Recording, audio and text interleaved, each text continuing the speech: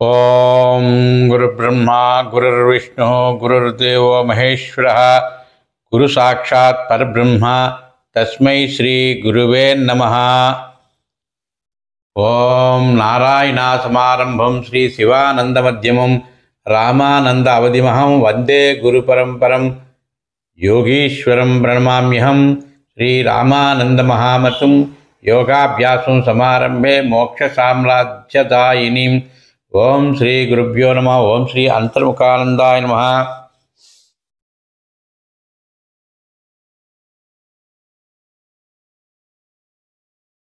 మనస్సు ఏం చేస్తే కంట్రోల్ అవుతుంది? మనస్సును కంట్రోల్ చేయడానికే ఎందరో మహర్షులు, యోగులు, దిగంబరులు, అర్ధదిగంబరులు, కౌపీనధారులు నాలా అనేక రకాల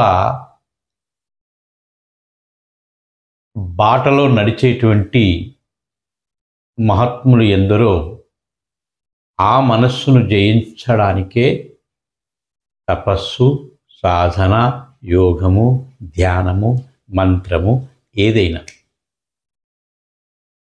అయితే ఇంతకీ ఆ మనస్సు ఎప్పుడూ లేని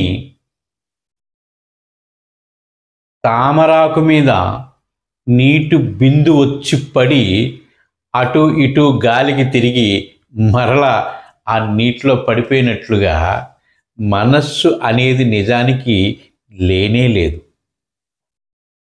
మనస్సు ఒక కల్పితం. అంటే అష్టదళ పద్మము మీద ఒక్కొక్క ఆ పద్మము ఒక్కొక్క రేకు మీద మనస్సు పడినప్పుడు ఆయా రేకు తాలూకా గుణాన్ని అనుసరించి మనసు పరిగణిస్తుంది అని ఎన్నో శాస్త్రాలు చెప్పాయి, ఎంతోమంది మహాత్ములు చెప్తారు. మనస్సు అనేది గడియారంలో ఒక ముళ్ళు లాంటిది అని చెప్తారు.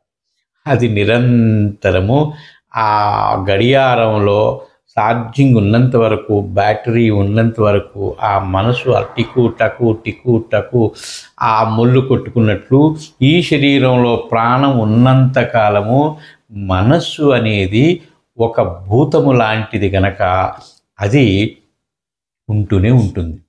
అయితే ఆ మనస్సును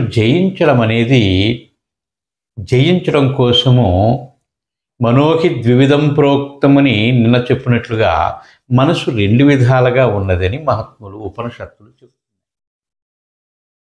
ఆ రెండు విధాలుగా ఉన్న మనసు ఏంటంటే నాదని, నీదని, దానిలో ఈర్ష్యని, ద్వేషమని, క్రోధమని, లోభము, మోహము, మదము, మాత్సర్యము, అష్టరాగాదులతో వ్యవహరింపబడుతుంది. అరిషడ్వర్గాలతో వ్యవహరింపబడుతుంది. ఇలాగ అనేక రకాల గుణాలతో అది వ్యవహరింపబడుతుంది. ఆ వ్యవహరించడంలో ఈ మలినం అంటే ఆ వ్యవహారానికి ఈ మనసుకి మధ్యలో, అంటే చూడు, నీకు ఇంకా సింపుల్గా అర్థమయ్యేటట్టు చెప్తాను. ఒక కట్టి తీసుకుని దానికి నిప్పు పెట్టి దాని మీద ఇంకొక 4 కట్టెలు పెట్టి ఆ కట్టెలు మండించేటప్పుడు మంట ఎర్రగా వస్తుంది. ఎందుకు వస్తుంది? అగ్ని తాలూకా స్వభావం ఎరుపు కాదు, ఒక నీలి రంగు రూపంలో ఉంటుంది అగ్ని తాలూకా ఆ కొనలు, అంటే సిగలు. కానీ ఎర్రగా వస్తాయి కట్టెలు కాలేటప్పుడు. ఎందుకు వస్తాయి ఎర్రగా? అంటే ఆ కట్టెల తాలూకా మలినం అన్నమాట. కట్టెలను అగ్ని దహించేటప్పుడు ఆ కాలే ఆ మలినం ఉంది కదా, ఆ మలినము ఎరుపు అన్నమాట. నీకు చూడు, ఒక స్టవ్ మీద నువ్వు పప్పుచారో రసమో ఏదో ఒకటి పెట్టినప్పుడు, లేకపోతే అన్నమో పెట్టినప్పుడు అది పొంగిపోతే అప్పటి వరకు నీలి రంగులో వస్తుంది మంట కదా, నీకు అనుభవమే కదా అది. అలాగన పొంగిపోయినప్పుడు టీ కానీ అన్నం కానీ పొంగిపోయినప్పుడు ఈ పొంగింది ఆ పొయ్యిలోనికి వెళ్ళిపోతే అప్పుడు మంట ఎలా వస్తుంది? ఎర్రగా వస్తుంది. అంటే దాని అర్థం ఏంటి? ఈ ఈ పొంగిన తాలూకా మలినము ఆ అగ్ని మీద పడేసరికి ఎరుపు వస్తుందన్నమాట. అగ్నికైతే స్వభావం ఎరుపు కాదు, దాని నిజస్వరూపం ఎరుపు కాదు. అలాగన ఈ మనస్సు మలినం అంటే ఈ అనేక రకాల ఆలోచనలతోని వ్యవహరిస్తుంది కనుక ఇది ఆ విధంగా ఉంటుందని దానికి మలిన మనస్సు అని అన్నారు. ఇది ఏదీ లేకుండా వివిక్తదేశాసీనో విరాగో యజేంద్రియా భావయేదేకమాత్మానం తమంతమనన్యదీహి అని జగద్గురు శంకరాచార్యులు చెప్పినట్టు ఏకాంతానికి పోయి ఏ చింతన లేకుండా అన్ని చింతనలను విడిచిపెట్టేసి అనన్యదీహి అంటే ఆ ఆత్మను తదేకంగా ఎవరైతే ధ్యానం చేస్తూ ఉంటారో, ఆత్మను తెలుసుకోవడం కోసం ప్రయత్నం చేస్తూ సాధన చేస్తారో వాళ్ళ మనసు శుద్ధమై ఉంటుంది. ఎందుకు శుద్ధమై ఉంటుంది?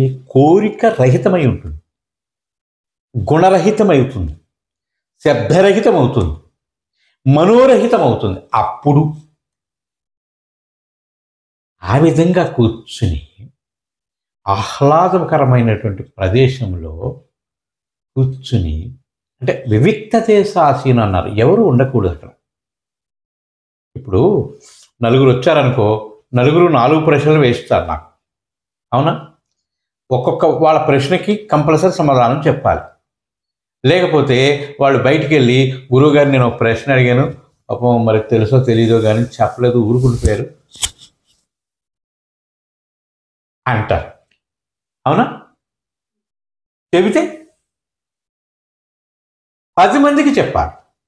ఎంతమంది ఉండి ప్రశ్నలు వేస్తే అంతమందికి సమాధానం చెప్పాలి, ఆ ప్రశ్నకు ఆన్సర్ చెప్పాలి. అందులో ఏ ఒక్కడికి చెప్పకపోయినా మీరు వేసిన ప్రశ్న గురుగారికి తెలుసేమో, నేను వేసిన ప్రశ్న గురుగారికి తెలిసి ఉండకపోవచ్చు, బహుశా అన్నీ ఎంతకని తెలుస్తాయిలే, అందుకే ఊరుకుండిపోయారు, తెలిసి తెలియనట్టుగా సైలెంట్గా ఊరుకుండిపోయారు అని చెప్తాడు వెళ్ళి కదా. అంటే ఇక్కడ ప్రశ్న సమాధానం దేనికి, దేని గురించి అక్కడ ప్రశ్న వేస్తాడు, దేని గురించి అక్కడ సమాధానం చెప్పాలి. ఆ విధంగా ఇక్కడ ఎప్పుడైతే 10 మంది మనసు చుట్టూ ఉన్నారో 10 మంది 10 రకాల ప్రశ్నలు వేస్తే వాళ్ళకి సమాధానం చెప్పడం అనేది ఇక్కడ అనేక రకాల అనర్థాలుతో కూడుకున్న వ్యవహారం అనమాట. అది ఎవరికి అనర్థము? ఆత్మ. ఆత్మ అశబ్దమస్పర్శ మరూపమవ్యయం తథా రస నిత్య మగంధవచ్చయత్ అంటే శబ్దము లేదు, స్పర్శ లేదు, రూపము లేదు, రసము లేదు, గంధము లేదు, ఏది లేదు. అట్టి స్థితి పరమాత్మ. ఈ ఆత్మే ఆ స్థితి యందు పరమాత్మ. ఇప్పుడు ఉదాహరణకు శ్రీరామచంద్రుడు ఇప్పటికీ 17,20,000 సంవత్సరాలు 30,000 సంవత్సరాలు అని నాసా సంస్థ వాళ్ళు పరిశోధన చేసి చెప్పారు. ఎన్ని లక్షల సంవత్సరాలు? 17 లక్షల సంవత్సరాలు. ఇది మన భారతదేశంలో ప్రాచీన కాలం నుంచి ఉండేటువంటి ఋషులు ఎందరో ఎంతకాలమో ఎప్పటి కాలమో ఏనాటి నుండి ఇది ఉన్నదో అనేది ఎవరికి ఊహలకు కూడా అందలేదు. ఇప్పుడు మనం అనేక రకాల కంప్యూటర్లు తయారు చేశాం, అనేక రకాల మిషన్స్ యంత్రాలు తయారు చేశాం. ఆ యంత్రాల సహాయంతో పురాతనమైనటువంటి వస్తువును దాన్ని పట్టుకుని దాన్ని పరిశోధన చేసి ఇది 1,00,00,000 సంవత్సరాల క్రితం, లేకపోతే 2 కోట్ల సంవత్సరాల క్రితం, లేకపోతే 100 కోట్ల సంవత్సరాల క్రితం, 200 కోట్ల సంవత్సరాల క్రితం. మొన్న ఎవరో ఒక సైంటిస్ట్ చెప్తాట 200 కోట్ల సంవత్సరాల క్రితం మానవ సృష్టి ఈ జీవరాశి భూమి మీద ఉన్నది ఏంటి. 200 కోట్ల సంవత్సరాలు 300 కోట్ల సంవత్సరాలు ఇక్కడ పరిమాణం లేదు. ఇది ఎన్ని వందల వేల కోట్ల సంవత్సరాల నుంచి ఈ జీవరాశి ఉన్నది. ఇది సృష్టించడం ఏంటి, సృష్టింపబడడం ఏంటి, భూమి సృష్టించడం ఏంటి, సూర్యుడు సృష్టింపబడడం ఏంటి, చంద్రుడు సృష్టింపబడడం ఏంటి, ప్రకృతి సృష్టింపబడడం ఏంటి. మన అవివేకము మన అజ్ఞానము అంత దూరదృష్టి మనకు లేదు కనుక పుట్టింది అంటున్నాం. ఏం పుట్టింది అంటున్నాం? భూమి పుట్టింది, సూర్యుడు పుట్టింది, లేకపోతే చంద్రుడు పుట్టాడు అంటున్నాం. పుట్టడం ఏంటి? ఈ భూమికి ఇంకొక ఆడభూమి, ఇంకొక మగ భూమి ఉన్నాయా? వాటి సంయోగం ద్వారా ఈ భూమి పుట్టిందా? లేకపోతే ఇంకొక ఆడ సూర్యుడు, మగ సూర్యుడు ఉన్నాడా? వాళ్ళిద్దరికీ కలిసి సూర్యుడు పుట్టాడా? ఒక ఆడ చంద్రుడు, ఒక మగ చంద్రుడు ఉన్నారా? వాళ్ళిద్దరికి కలిపి ఒక చంద్రుడు పుట్టాడా? బుద్ధి లేని మాట కాకపోతే. పుట్టడం ఏంటి? పుట్టడం ప్రకృతి ధర్మం ఉన్నాయి ఎప్పుడును. ఒకప్పుడు లేకపోలేవు, ఒకప్పుడు ఉండకపోవు. ఎప్పుడు ఉంటాయి. అప్పుడు ఉన్నాయి, ఇప్పుడున్నాయి, ఎప్పుడు ఉంటాయి. వీటికి నాశనం ఏంటి? వీటికి అంతం ఏంటి? లేదు. గనుక ఆయా సమయాలను బట్టి మనం పూర్వీకులు యుగాలని, సంవత్సరాలని, నెలలని, వారాలని, రోజులని, గంటలని, నిమిషాలని, అనేక రకాల ఘడియలని మన పూర్వీకులు ఎన్నో రకాలుగా చెప్పారు. రామణ సంహిత చూడు, ఎంత విపులంగా ప్రతి విషయాన్ని క్షుణ్ణంగా చెప్పారో. ఆ విధంగా మనస్సు వీటన్నిటి మీద వెళ్ళినప్పుడు అనేక రకాలుగా ఆలోచిస్తూ ఉంటుంది. ఇదంతా మలినమే మనసుకు. ఎవరికి మలినము? శుద్ధ మనసు ఎవరికి? మలిన మనసు ఎవరికి? మోక్షాన్ని కోరి మోక్షేచ్ఛ గలవాడు సాధన సమయంలో వాడు మోక్షం కోసం సాధన చేసేటప్పుడు అటువంటి సాధకుడికి ఇవన్నీ మలినం. ఈ వ్యవహారం ఆయనకు అవసరం లేదు. కానీ నీకు నాకు కావాలి, ఈ ఆలోచన కావాలి. ఎందుకు కావాలి? ఆలోచన కాకపోతే నడవదు, వ్యవహారం నడవదు. వచ్చిన వాళ్ళకు, ఆశ్రమానికి వచ్చిన వాళ్ళకు మంచి చెడు చూడకపోతే ఆ స్వామీజీ దగ్గరికి వెళ్ళాము, ఏమీ చూడలేదు, అది చేయలేదు, కనీసం మంచిలో కలిసి టీ చుక్కలు కూడా ఇవ్వలేదురా అంటారు. కానీ మనం ఏ పరిస్థితుల్లో ఏ పనిలో ఉన్నామనేది వాళ్ళకి అవసరం లేదు. వచ్చిన వాళ్ళకు మర్యాద మాత్రం కంపల్సరీ చేయాలి. ఇదంతా వ్యవహారమే కదా. ఇదంతా మలిన మనసుతో కూడుకున్న వ్యవహారమే. నేను శుద్ధ మనస్కుడునై ఇవన్నీ విడిచిపెట్టి నేను ధ్యానంలో కూర్చున్నాను అనుకో, ఏమిట్రా కనీసం పలకరించిన వాళ్ళు లేరు, ఏదో ముఖం వస్తుంది ధ్యానంలో కూర్చున్నారు ఆయన, అలాగా అంటారు, ఇలాగా అంటారు.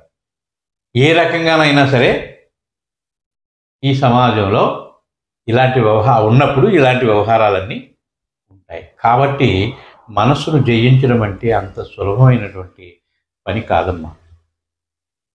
అపారమైన సాధన కావాలి. భగవంతుడి యందు విశ్వాసం కావాలి. భగవంతుడి యందు విశ్వాసం ఎప్పుడు? ఎలాంటి విశ్వాసం?